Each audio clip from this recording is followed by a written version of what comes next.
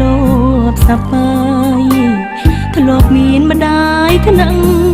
ថ្នមថាតែពេលនេះអ្វីគ្រប់យ៉ាងផ្លាំងប្រែកូនយំអន់ឡើយព្រោះតែបែកពីម៉ែស្រណងគ្រាដែលកុំសត់រួមគ្នាអ្នកម៉ែមិនដែលរុញរីព្រោះតែចង់ឲ្យកូនសុខរឿងលំបាក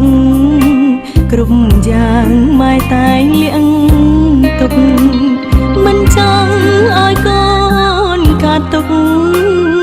ចង់ឃើញតែកូនញញឹមទឹកភ្នែកហូរព្រោះតែនឹកនាងម្ដាយកូនសែនស្រណងសោកស្ដាយអាណិតអ្នកម្ដាយខ្លាំងណាស់ម៉ែតែងក្រោកឈររៀងរាល់គ្រប់ប្រសាំងជាតិនេះរូបកូនជុំពីងគុណនាងម្ដាយច្រើនពេកហើយបើសិនវេលានឹងអាចត្រឡប់កូននឹងអបម៉ែឲ្យជាប់មិនឲ្យរបូតពីដៃតែពេលនេះ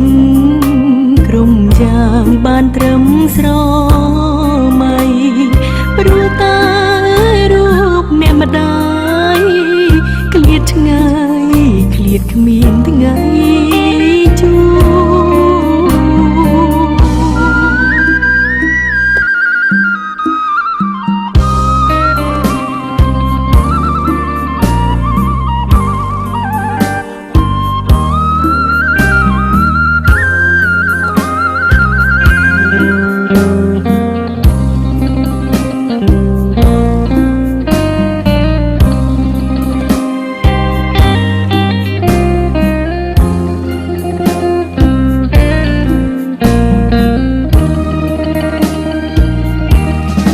ទឹក